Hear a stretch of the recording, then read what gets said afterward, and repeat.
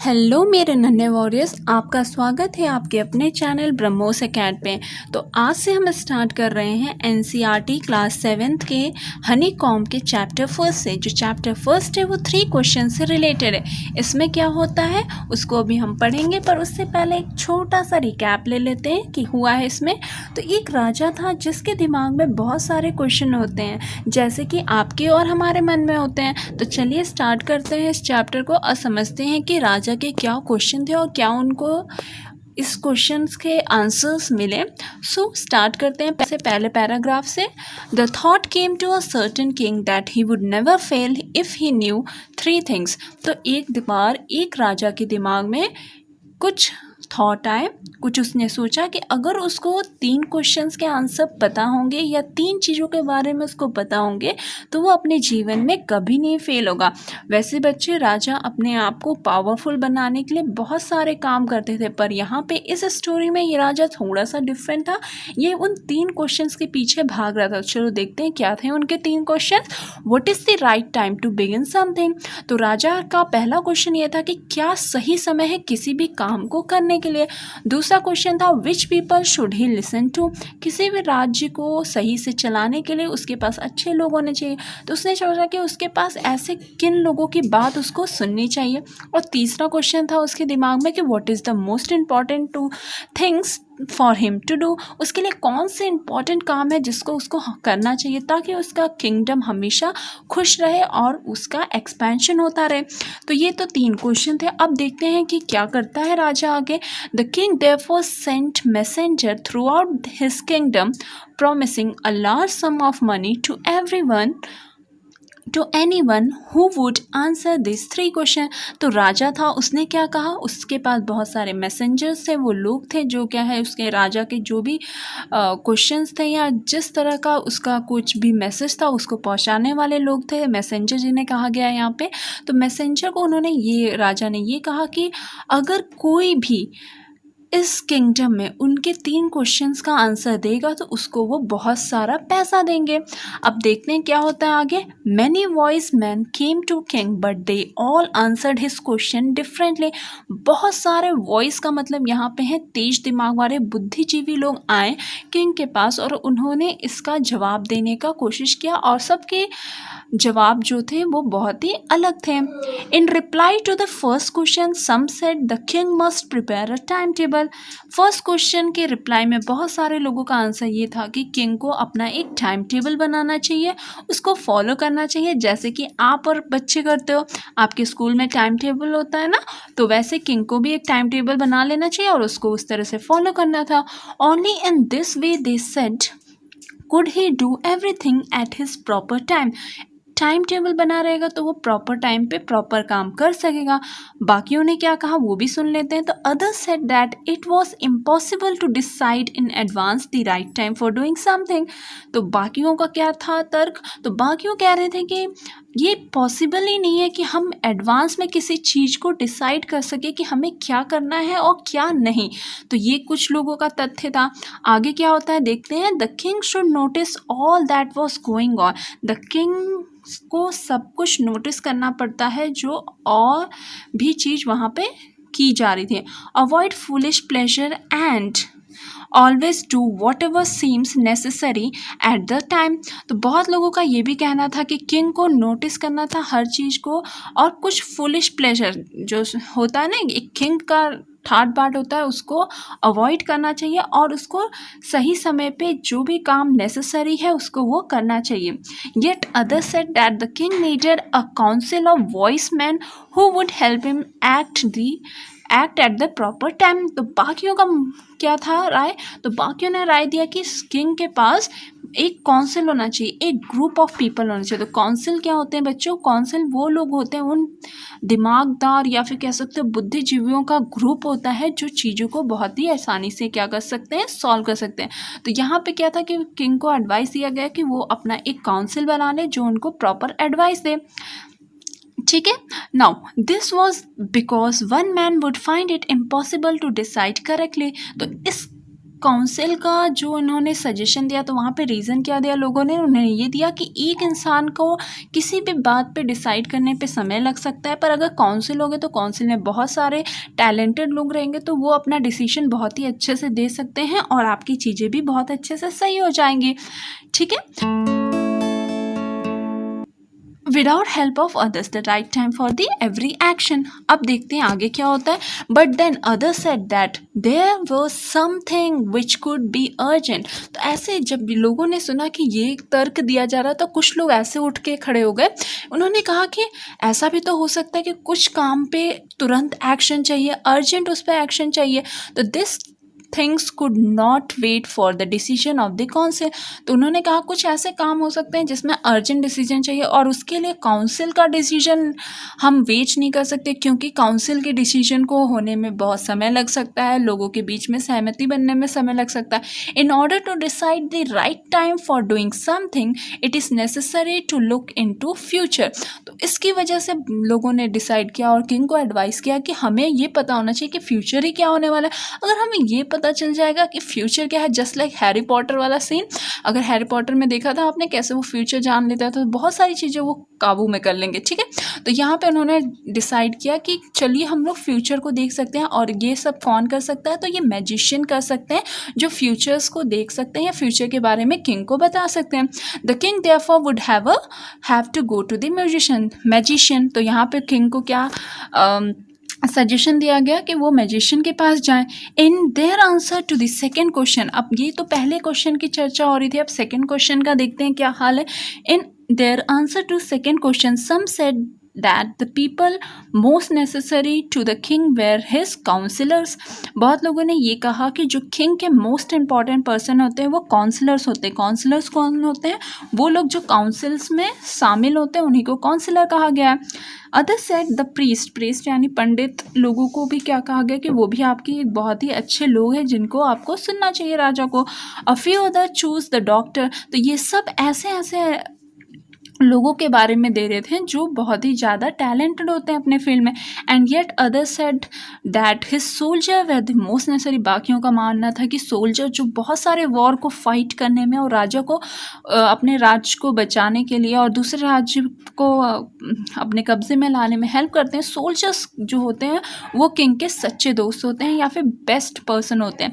Now to the third question some said science, other said fighting, and yet other said religion worship. तो जो third question का answer जो लोगों ने दिया था उसमें क्या था, आपका साइंस आया था, फाइटिंग के बारे में बताया गया था, और रिलीजियस वर्शिप के बारे में लोगों को यहाँ पे कहा कि ये आपके क्वेश्चन नंबर थर्ड के आंसर्स पॉसिबल हो सकते हैं। As the answer to his question were so different the king was not satisfied. क्योंकि हर एक क्वेश्चन के उसको मल्टीपल ऑफ, जैसे MCQ नहीं होते, बहुत सारे क्वेश्चंस के आंसर होते हैं, वैसे उसको बहुत सारे आंसर्स मिल रहे थे। तो किंग कंफ्यूज हो गया, अरे अभी तो मैं एक दो जवाब का सोचा, तो यहाँ तो मुझे बहुत सारे जवाब मिले। तो किंग सेटिस्फाई नहीं हुआ, वो खुश नहीं हुआ, और उसने जो रिवॉर्ड बोला था कि मैं बहुत सारा पैसा दूंगा जो मुझे सही जवाब देगा, वो उसने कुछ भी रिवॉर्ड उनको नहीं दिया। Instead he decided to seek the advice of a certain hermit who was widely known for his wisdom. Instead उसने क्या डिसाइड किया कि वो ना किसी हर्मिट का एडवाइस लेगा। अब ये हर्मित कौन होते हैं? तो हर्मित आपके पुजारी, ठीक है, ये सन्यासी कह सकते हैं, वो जो अब बहुत ही अलग रहते हैं, दुनिया से अलग रहते हैं, दुनिया की जो मोह माया होते हैं ना उससे दूर रहते हैं, अपनी एक अलग दुनिया बना के रखते हैं। ठीक है, वहाँ पे वो वर्शिप करते हैं गॉड को और उन्हीं को समर्पित करते हैं अपने जीवन को। तो ऐसे इंसान से उसने सोचा कि हर्मिट से के पास जाता हूँ, जिसके पास नॉलेज होगा वो मुझे ज़रूर बताएगा। The hermit lived in a would which he never left. तो हर्मिट एक घर पे रहता था जो वो कभी नहीं छोड़ता था। He saw no one but simple people and so king put an ordinary cloth. तो उसके साथ क्या था कि वो बहुत ही सिंपल लाइफ रहता था, तो वो मतलब किसी महाराजा या राजा से मिलना पसंद नहीं करता था। तो वो क्या करता था, वो किसी कॉमन पर्सन से मिलता था क्योंकि उसकी लाइफ बहुत सिंपल थी। तो राजा ने भी क्या किया, उसने भी अपने आप को एक ऑर्डिनरी क्लोथ में क्या कर लिया, ड्रेस कर लिया। और before he reach the hermits hut the king left his horse with his bodyguard and went on alone. तो हर्मिट के घर के, उस पुजारी के घर के पहुंचने से पहले घर तक पहुंचने से पहले जो किंग था उसने अपने घर जो घोड़े है उसको अपने बॉडीगार्ड के पास छोड़ दिया और पैदल ही उसके घर तक चला गया। As king came near the hermit he saw the hermit digging the ground in front of his hut. तो जैसे ही किंग हर्मिट के हट के पास, झोपड़ी के पास पहुंचा, उसने क्या देखा? उसने ये देखा कि ये जो हर्मिट है, ये जो पुजारी सन्यासी है, ये अपने घर के सामने ही गड्ढा खोद रहा है। तो किंग थोड़ा सा सरप्राइज हुआ कि ये कौन अपने घर के जस्ट सामने गड्ढा खोदेगा। देखते हैं आगे क्या होता है बच्चों। अभी थोड़ी सी स्टोरी और भी मज़ेदार है। ही greeted the king and continued digging.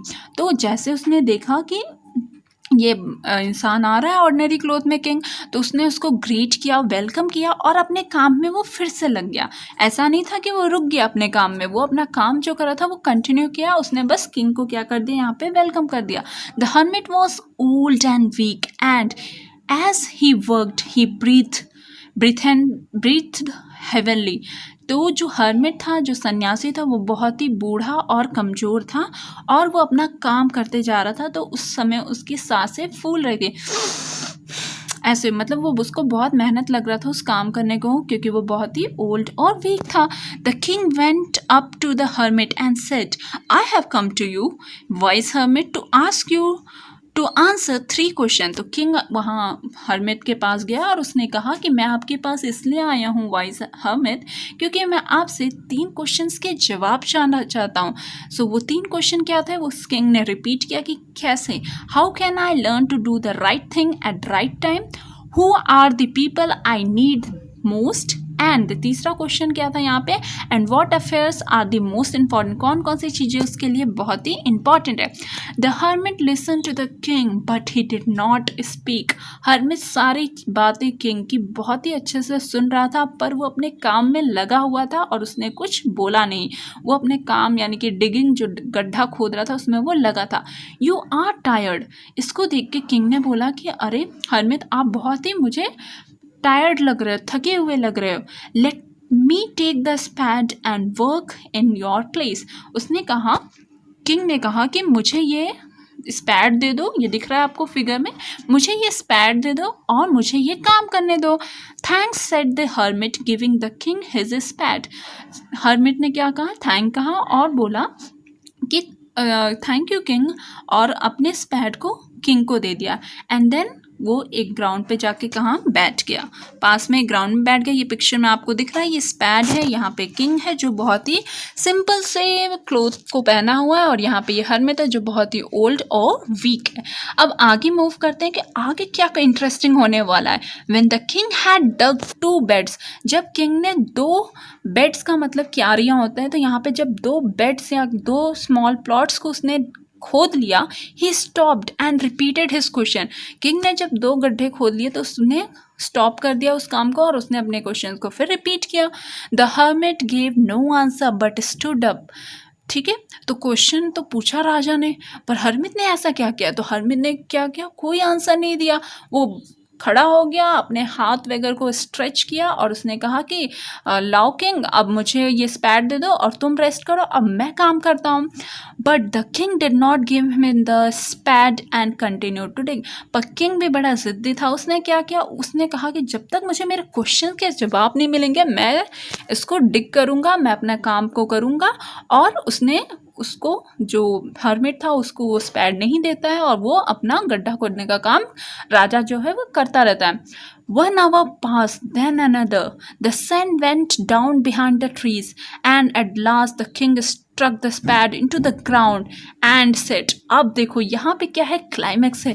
क्या क्लाइमैक्स हो रहा है कि वो घंटे भर घंटे वो निकल गए, वो खोदता ही रह गया है और समय एक के बाद एक निकलता गया।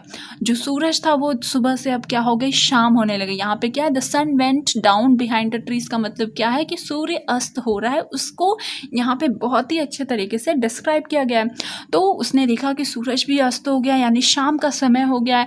तो वो थोड़ा सा किंग हो गया, गुस्सा किया, इतनी देर से मैं इनसे पूछ रहा हूँ और हर्मिट मुझे बता नहीं रहे। तो उसने क्या किया, वो उसने अपने स्पैड को ग्राउंड में क्या कर दिया, स्ट्रक कर दिया। And he said, I came to you, wise man, for an answer to my question. उसने, राजा ने क्या कहा, मैं आपके पास इसलिए आया हूँ वॉइसमैन, क्योंकि मैं अपने 3 क्वेश्चंस का आंसर चाहता था। If you can give me no answer tell me so and I will return home. तो क्या कहा राजा ने कि अगर आप मेरे क्वेश्चंस का जवाब नहीं दे सकते हो तो मुझे ये बता दो और मैं अपने घर वापस चला जाऊंगा। जैसे ये राजा ने कहा तो वहाँ पे हर्मिट ने चिल्लाया, हो हियर कम्स समवन रनिंग। उसने क्या बोला कि यहाँ पे देखो कोई दौड़ता हुआ आ रहा है। और इसी के साथ यहाँ का पहला पार्ट क्या हो जाता है, ख़त्म हो जाता है। तो स्टोरी थी ना काफ़ी इंटरेस्टिंग, और राजा के कितने क्यूरियस 3 क्वेश्चन थे जिसका वो हल ढूंढने निकला था।